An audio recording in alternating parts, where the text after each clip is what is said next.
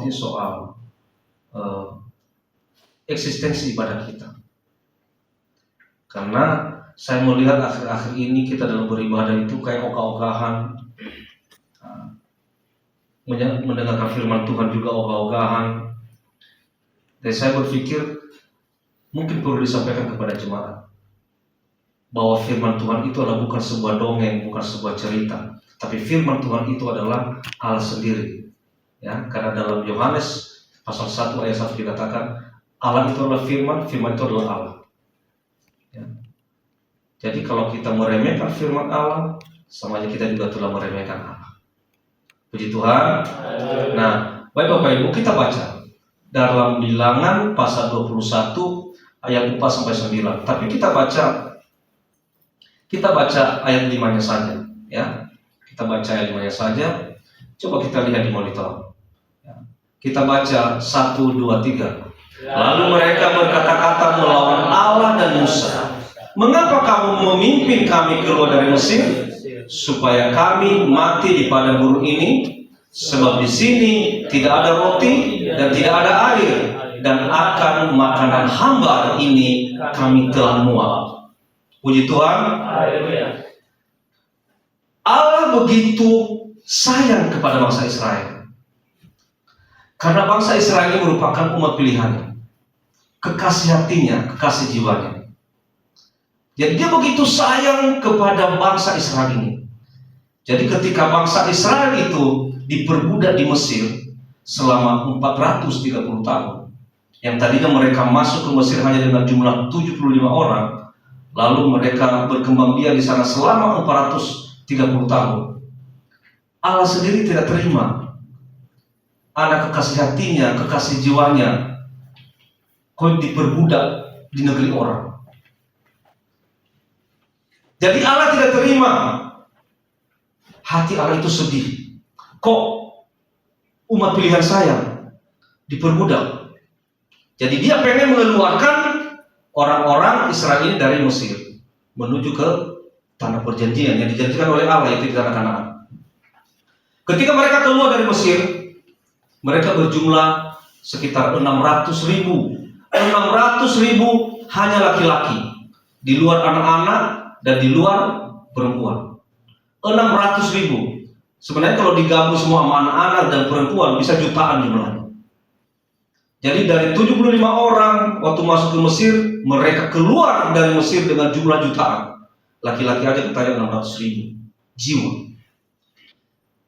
Jadi tujuan Allah supaya orang-orang Israel ini jangan jadi budak di Mesir. Tuhan tidak mau umat pilihannya itu menjadi budak di Mesir. Sehingga Allah memerintahkan Musa bersama dengan Harun, ya. Allah memerintahkan Musa, bawa umatku keluar dari Mesir, bawa ke tanah perjanjian yang kutunjukkan. Nah, saudara sekalian, ketika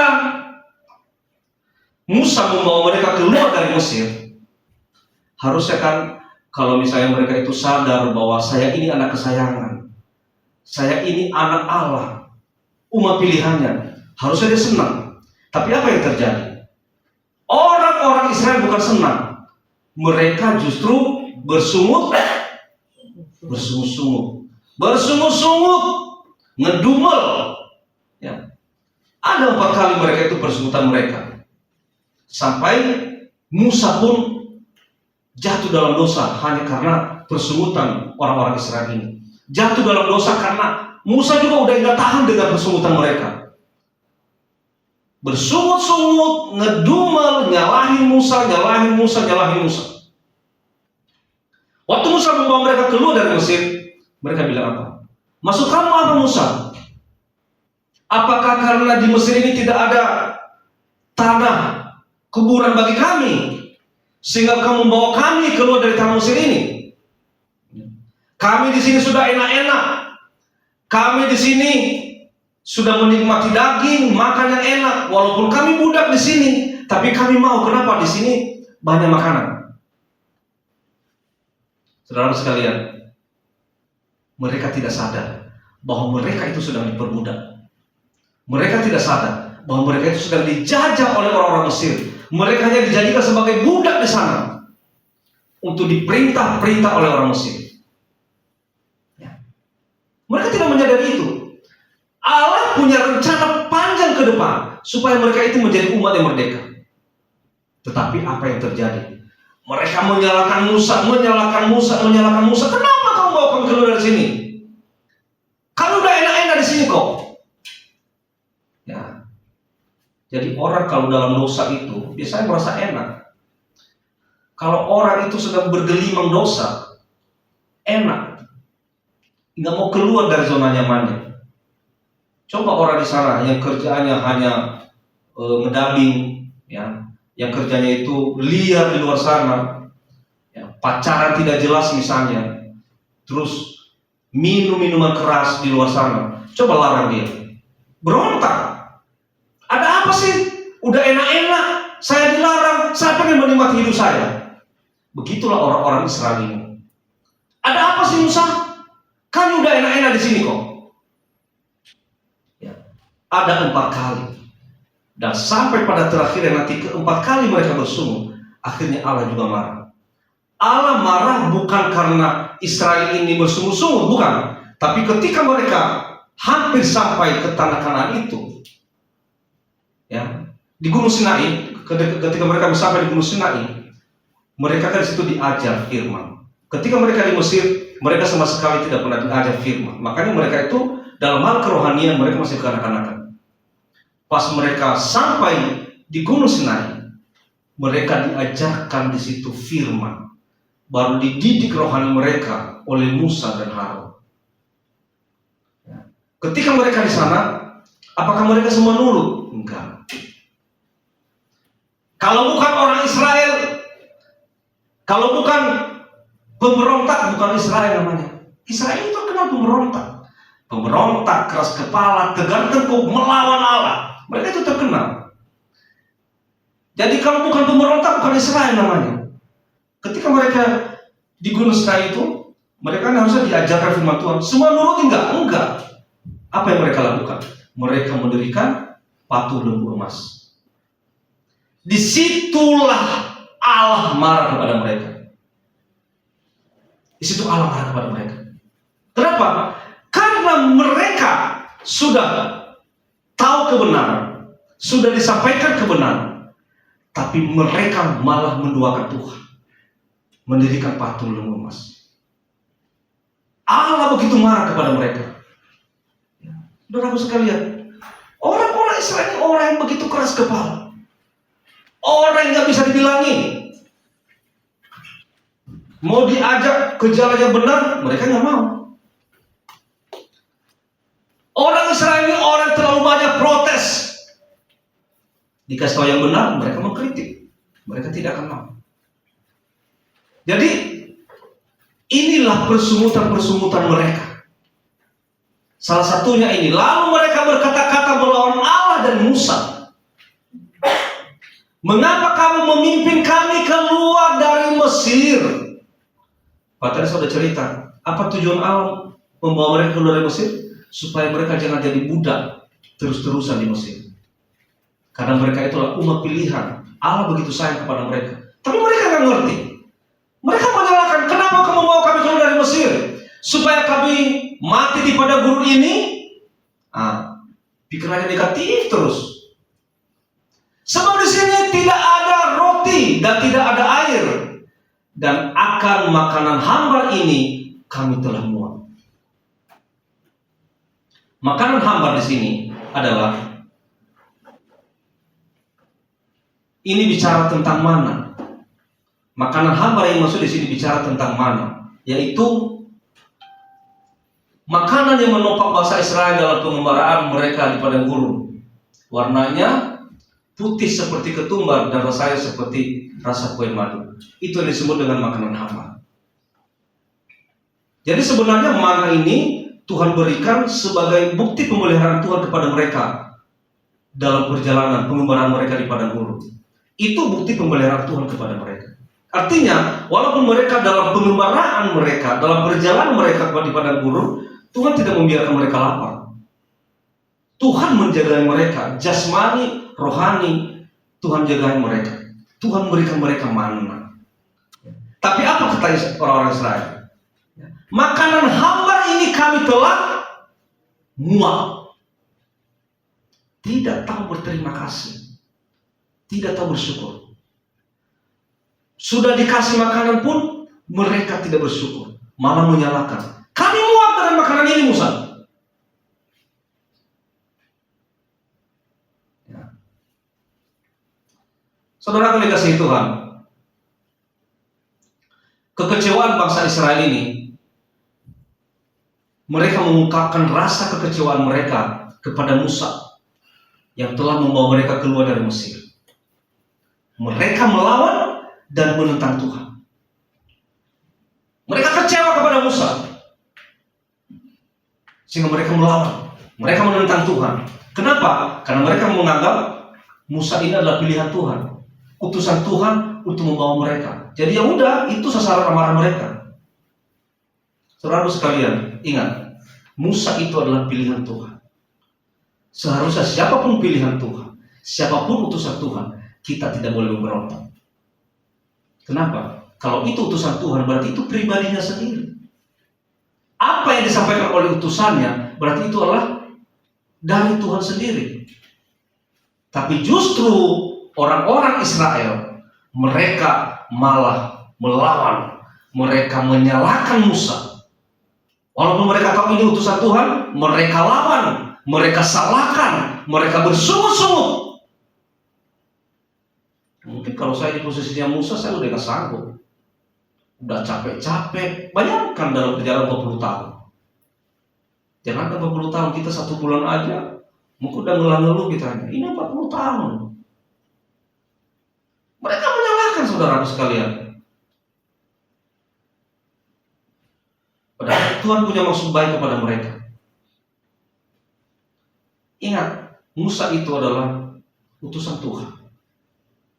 Artinya kalau itu utusan Tuhan, berarti Tuhan sudah mengurapi dia.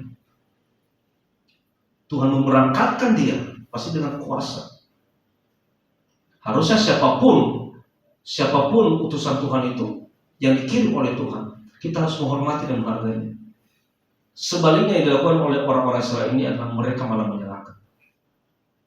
Ya. Jangan sekali-sekali melawan dan menentang orang yang pilihan Tuhan. Ya. Saat ini ada musa-musa zaman sekarang. Yang pertama siapa? Orang tua kita. Saudara-saudara tidak akan pernah bisa melihat langsung Allah itu secara fisik. Saudara tidak akan pernah bisa melihat secara fisik.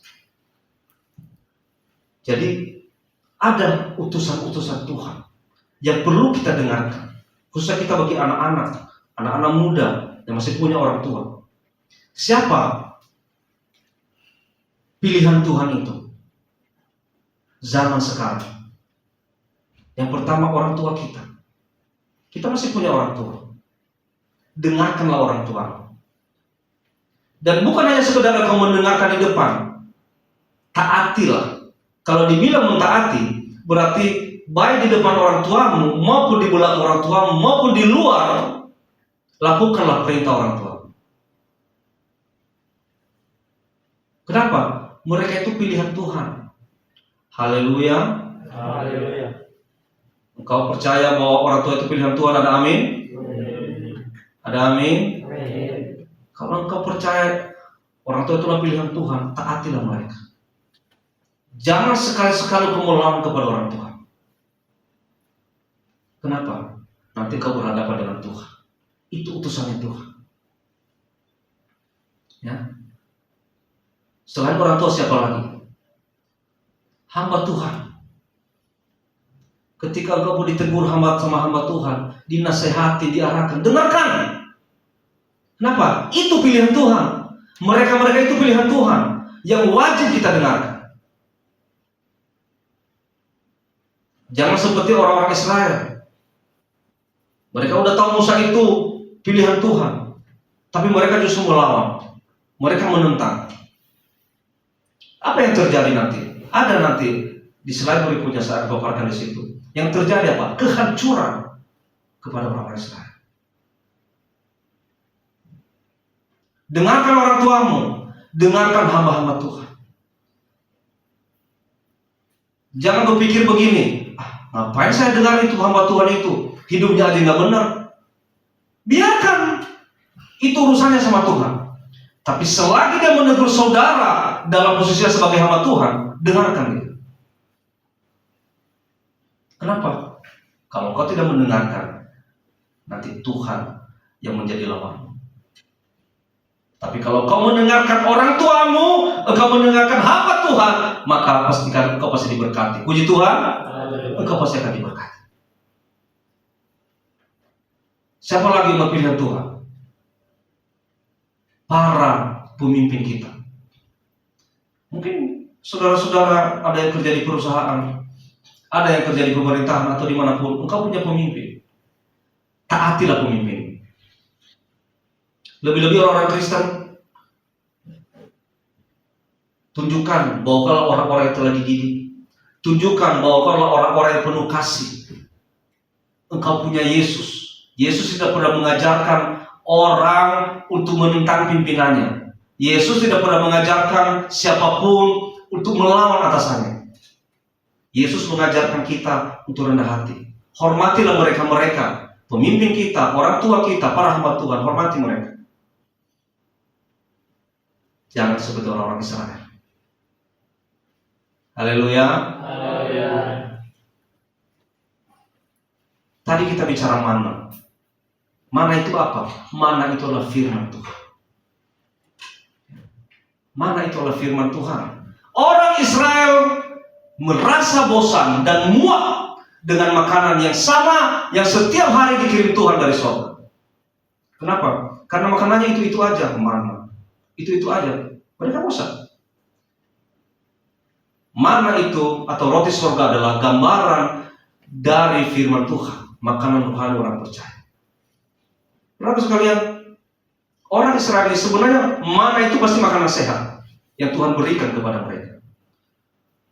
Tapi mereka bosan. Orang-orang percaya zaman sekarang hampir banyak saya lihat umat Tuhan, jemaat Tuhan yang bosan dengan firman Tuhan.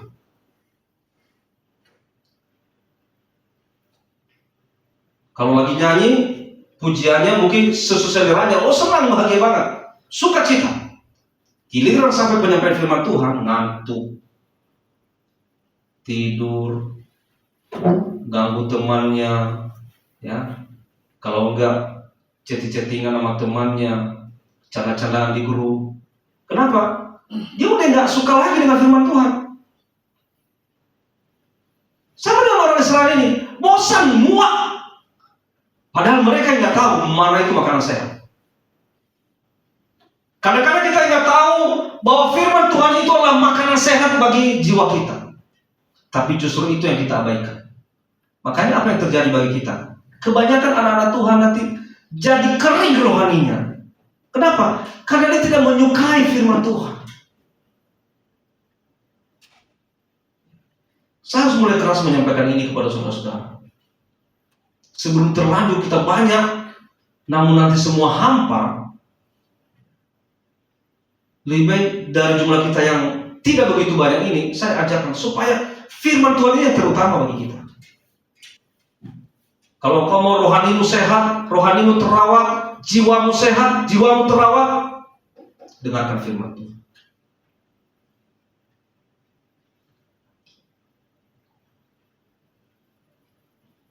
Jangan sia-siakan waktumu.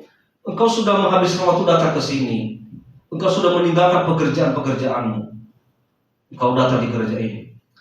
Lalu kalau kau datang di gereja ini, engkau tidak menikmati firman Tuhan. Engkau tidak mendengarkan firman Tuhan. Engkau hanya datang untuk main chatting-chattingan sama teman-temanmu, ngantuk atau apa. Ngapain? Nggak ada gunanya. Kita datang ke sini untuk menikmati firman Tuhan. Tadi temanya apa? Jangan remehkan firman Tuhan. Allah itulah firman, firman itulah Allah sendiri. Orang-orang Israel ini mereka bosan dengan mana? Berontak lagi. bersungut-sungut lagi, ngedumel lagi, nyalahin Musa lagi.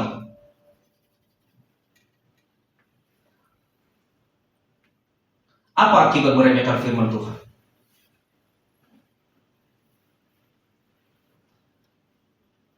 Orang-orang Israel yang mempunyai sikap yang tidak menghargai. Ya. Bangsa Israel tidak menghargai berkat Tuhan. Firman-Nya pun diabaikan mereka. Akhirnya mereka sendiri harus menanggung akibatnya. Kenapa mereka menanggung akibatnya? Karena mereka tidak menghargai firman Tuhan, meremehkan firman Tuhan. Ini akibat dari tidak menghargai. Bilangan pasal 26 ayat 1. Kita baca 1, 2, 3. Lalu Tuhan menyuruh ular-ular tedung ke antara bangsa itu yang memagut mereka, sehingga banyak dari orang Israel yang mati. Artinya apa? Tuhan menghancurkan mereka. Tuhan menyuruh ular-ular tedung untuk mematikan mereka. Tuhan bisa memakai siapa saja untuk menghancurkan orang-orang yang tidak taat kepadanya. Akibat mereka meremehkan firman Tuhan, mereka semua mati. Ya. Tuhan menyuruh ular-ular tedung ke antara bangsa itu yang memagut mereka, sehingga banyak dari orang Israel yang mati. Bukan semua mati, banyak dari orang Israel yang mati. Karena digigit digigit oleh ular-ular tedung itu. Nah, saudaraku sekalian, ketika engkau tidak menghargai firman Tuhan, ketika engkau meremehkan firman Tuhan, ini akibatnya. Harus menanggung akibatnya. Allah bisa mengizinkan siapa saja untuk memberikan engkau pelajaran. Mungkin ini ular. Nah, bisa aja Tuhan pakai, misalnya engkau lagi punya usaha, bisa aja Tuhan hancurkan usahamu. Engkau lagi ada bisnis apa, bisa aja Tuhan tidak mau campur tangan. Tuhan punya banyak cara. Jadi akibat meremehkan firman Tuhan, pasti kehancuran. Tapi kalau kau menghargai, menghormati firman Tuhan, saya yakin dan saya percaya berkat menjadi milik kita. Puji Tuhan. Kalau kau menghargai firman Tuhan.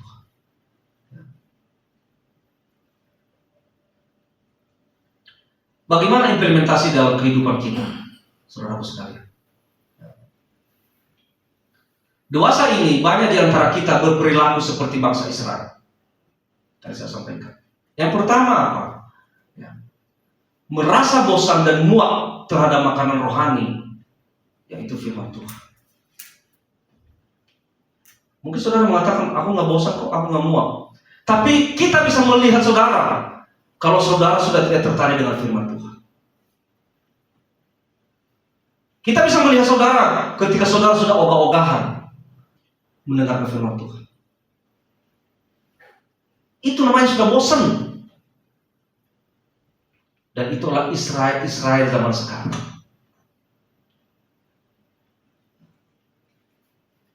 Jangankan membaca Alkitab, mendengarkan khotbah saja sudah malas.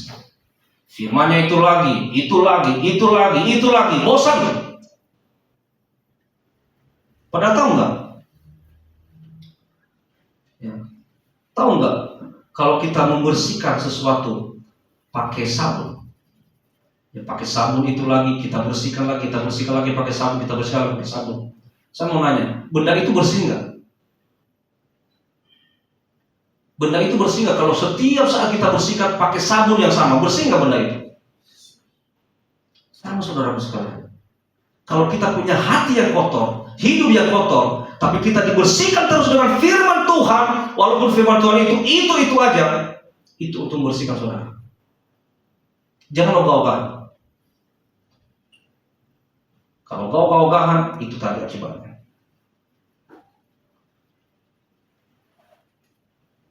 Tidak mau dikoreksi oleh firman Tuhan. Kita ada pengalaman di gereja ini. Ada beberapa orang yang keluar dari gereja ini karena mereka tidak mau dikoreksi dengan firman Tuhan.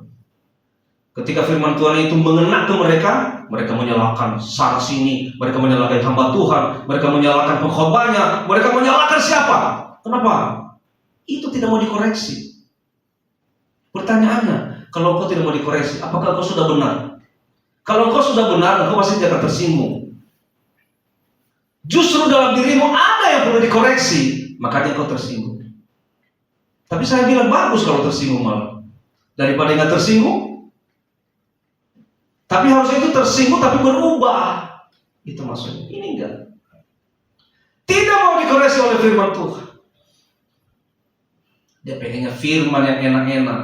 Dia pengennya dipuji-puji, disanjung-sanjung. Itu maunya. Padahal dia nggak tahu. Ketika engkau sudah mulai dipuji, itu awal kejatuhan. Tuhan sangat tidak suka dengan orang sombong. Ya. Begitu mendengar firman Tuhan yang keras, apa yang terjadi? Baca 1 dan 3 langsung naik pitam. Apalagi? Sakit hati dan tersinggung. Banyak gereja-gereja sekarang, mereka mengatur hamba Tuhan. Pak Pendeta, tolong ya, kalau khotbah jangan yang menyinggung-menyinggung jemaat ya. Kita di sini pengen happy-happy. Ada gereja begitu loh saudara sekalian. Pendeta itu diatur sama dia. Pak Pendeta tolong ya, nanti kalau menyampaikan firman Tuhan di gereja ini, ya yang bikin kita happy-happy lah. Gak usah lah yang keras-keras.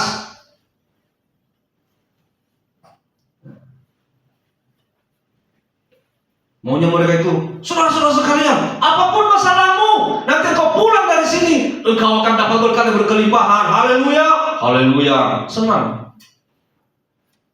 Lupakanlah semua masalahmu. Engkau duduk di tempat ini, maka semua masalahmu selesai. Engkau pasti diberkati luar biasa. Oh, senang dia. Ini baru firman Tuhan katanya. Tahu nggak saudara sekalian? Itu sama dengan bayi rohani yang hanya pengen susu, tidak mau makanan keras. Bayi itu kalau makan makanan keras, keselak dia. Ya. Tapi orang dewasa dikasih susu malah nggak suka. Dia maunya makanan keras, nasi, bukan batu ya, nasi itu makanannya. Ya. Jangan nanti dia sudah bilang, oh berarti makanan itu batu kerikil, sama apa semua, batu bata.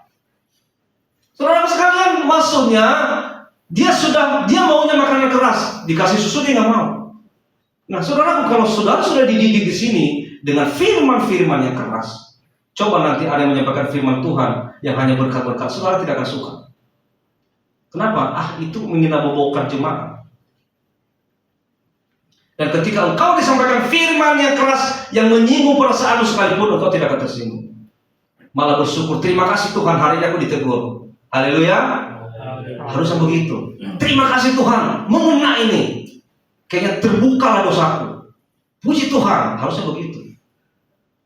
Bukan tersinggung, bukan meninggalkan pelayanan.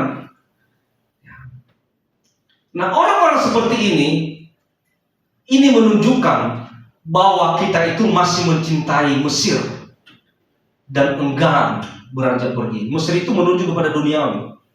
Tadi orang-orang Israel nggak mau keluar dari Mesir, kenapa? Mereka di sana udah enak, makan daging, makan makanan enak, padahal mereka diperbudak. Nah, orang yang tidak mau dikoreksi dengan firman Tuhan, itu Allah menunjukkan dia masih mencintai dunia. Dia masih mencintai dosa. Ya, walaupun dia diperbudak oleh dosa, tapi dia suka. Ketika dikoreksi nggak mau. Dia masih tidak mau meninggalkan tinggi hatinya, kesombongannya, hura-huranya, hawa nafsunya. Dia tidak meninggalkan itu. Makanya kalau dikoreksi dengan firman Tuhan, dia tersinggung, sakit hati. Dia tidak mau beranjak pergi. Masih mencintai Mesir, masih mencintai duniawi, masih mencintai kedagingannya, dan enggan beranjak pergi. Itu orang-orang yang tidak mau dikoreksi oleh firman Tuhan. Mesir itu adalah gambaran kehidupan duniawi. Dia lebih memilih budak di Mesir, orang-orang Israel ini. Dia lebih memilih budak di Mesir daripada tunduk kepada pimpinan Tuhan. Anak-anak Tuhan banyak begitu. Tuhan kan belum tentu kapan datangnya. Kapan mau menikmati hidup? Diajak ke gereja nggak mau. Pengen happy dulu lah sama teman-teman. Kenapa? Itulah orang-orang yang masih mencintai Mesir, masih mencintai dunia. Perhatikan saudara sekalian, hati-hati. Ketika kita sudah mendengarkan firman Tuhan, sudah mendengarkan kebenaran, lalu kita tidak mau melakukannya, itu adalah orang yang paling jahat sebenarnya daripada sebelum dia mengenal kebenaran. Sekali lagi, orang sudah mendengarkan firman Tuhan dan dia mengerti, lalu dia tidak melakukan, itulah orang yang paling jahat daripada orang yang belum pernah mendengarkan kebenaran.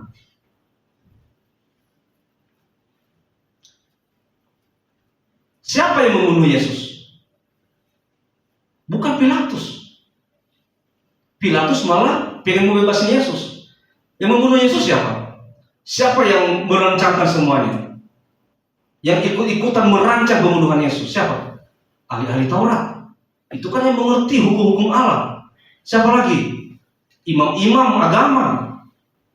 Itu yang merancang pembunuhan Yesus. Mereka ikut di situ bersama dengan tentara-tentara Romawi. Bukan Pilatus. Justru mereka yang sudah mengerti kebenaran. Mereka ahli-ahli Taurat, imam-imam agama, itu yang membunuh Yesus. Jadi orang jahat itu sebenarnya orang yang sudah mengerti agama, tapi dia tidak mau melakukan. Hati-hati saudara sekalian. Kita ini sudah mengerti kebenaran. Kita ini sudah mengerti agama, tapi kalau kita tidak mau melakukan firman Tuhan, kita bisa jadi orang jahat. Malah lebih jahat daripada kita sebelum mengenal kebenaran. Ya, hati-hati. Semakin kita banyak mengenal kebenaran, semakin banyak dituntut bagi kita. Kita ini sudah terlanjur mendengar kebenaran. Tugas kita apa? Lakukan. Ketika kau tidak melakukan, ingat, penjahat itu adalah orang-orang beragama yang tidak melakukan firman Tuhan. Itulah penjahat. Mereka membunuh Yesus. Ahli-ahli Taurat, imam-imam agama, mereka yang membunuh Yesus. Mereka itu yang mengerti kebenaran, mengerti firman Tuhan, ahli Taurat. Mungkin kita tidak ada apa-apanya dengan mereka. Justru mereka yang mendesak Pilatus untuk menghukum Yesus. Pilatus sebenarnya tidak mengerti kebenaran, malah pengen membebasin Yesus. Jangan-jangan orang dunia lebih baik dari kita, saudaraku sekalian.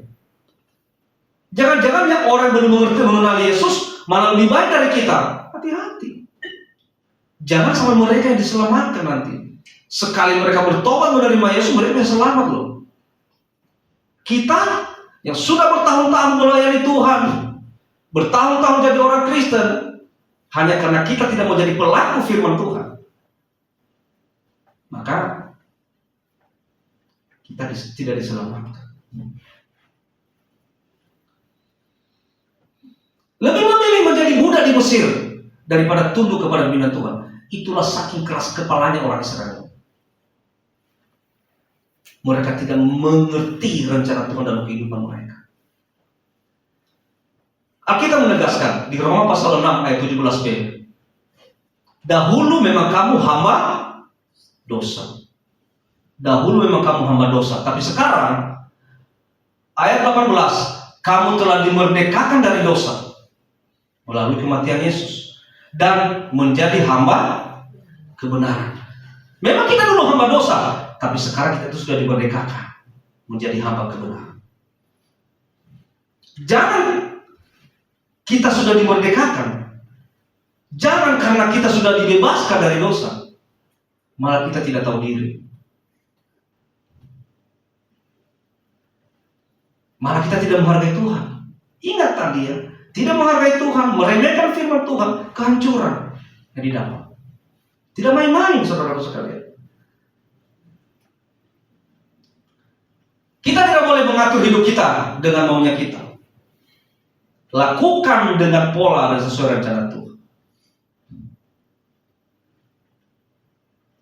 Puji Tuhan, di sini ada yang sudah kerja, ya. Ayo, di dunia kerja pun, mari kita bawa hidup kita sudah mempola rencana Tuhan. Di dunia kerja pun, jadilah saksi. Di dunia kerja pun, engkau harus berintegritas. Semua yang kau kerjakan, ya, lakukanlah itu seperti engkau melakukan kepada majikan agungmu, kepada Tuhan. Kalau kita bekerja, kita anggap bekerja untuk Tuhan, maka kita tidak akan pernah bisa main-main. Kita pasti akan bisa melakukannya dengan sungguh-sungguh. Kenapa? Kalau kita tidak bekerja dengan baik, pasti Tuhan yang sakit hati, Tuhan yang kecewa. Tuhan telah mengatur, memframe waktu kita, sehingga kita tidak boleh keluar dari batasan itu. Ini sudah batasan-batasannya, ya. Tuhan sudah mengatur batasan-batasannya. Kau tidak boleh keluar dari frame itu, dari garis yang telah Tuhan berikan. Kita ini anak-anak Tuhan, menjaga kekudusan kita. Kudus itu apa? Harus terpisah dari dunia. Itu artinya kekudusan. Terpisah dari dunia. Apa itu dunia? Bukan dalam arti terpisah dari dunia engkau meninggalkan dunia ini, bukan. Engkau ada di dunia ini, tapi engkau harus tetap berdiri dalam kebenaran. Apapun godaan dalam dunia ini, dalam dunia pekerjaan, di dalam dunia sekuler apapun, engkau tetap berdiri dalam kebenaran. Itu artinya kita menjaga kekudusan kita. Jadi, jika sampai hari ini kita masih meremehkan firman Tuhan, segeralah bertobat sebelum menuai akibatnya. Ya, saudara sekalian, segera bertobat. Saya ingatkan sekali lagi, mulai malam ini 2025 ini kita mulai belajar untuk benar-benar menghargai firman Tuhan, menghormati firman Tuhan. Saya tidak boleh melihat lagi ketika penyampaian firman Tuhan itu ada yang tidak serius, ada yang tidak fokus, ada yang suka ganggu temannya, malah cari kerjaan lain. Kenapa? Karena firman Tuhan ini adalah penyempurna ibadah kita, makanan jiwa kita. Lah kalau engkau datang ke sini tidak memakan makanan jiwamu, ya ngapain? Kan sia-sia semuanya. Segeralah bertobat. Kalau masih engkau punya hati yang belum sungguh-sungguh kepada Tuhan, masih memiliki sifat yang belum fokus terhadap firman Tuhan, bertobatlah sebelum engkau menuai akibatnya. Ya, saudara sekalian, melalui firman Tuhan malam hari ini saya berharap semua jemaat yang diberkati Tuhan di tempat ini menjadi jemaat-jemaat yang benar-benar menghargai firman Tuhan. Haleluya. Menjadi jemaat yang benar-benar menghargai firman Tuhan. Anak-anak Tuhan itu bukan menjadi ekor, tapi jadi kepala. Bukan hanya jadi pengikut, ya, tapi dia menjadi teladan. Bagaimana kita jadi teladan kalau kita sendiri tidak mau menghargai firman-Nya? Oleh karenanya, melalui firman Tuhan ini saya berharap kita di sini menjadi orang-orang yang benar-benar menjadi pelaku firman Tuhan, benar-benar mencintai Tuhan melalui firman. Hormati orang tuamu, hormati hamba Tuhan, dan hormatilah pemimpinmu dimanapun engkau bekerja. Saya percaya dengan kita melakukan firman Tuhan ini, maka kita semua jadi orang-orang yang diberkati. Puji Tuhan. Puji Tuhan. Tuhan Yesus memberkati.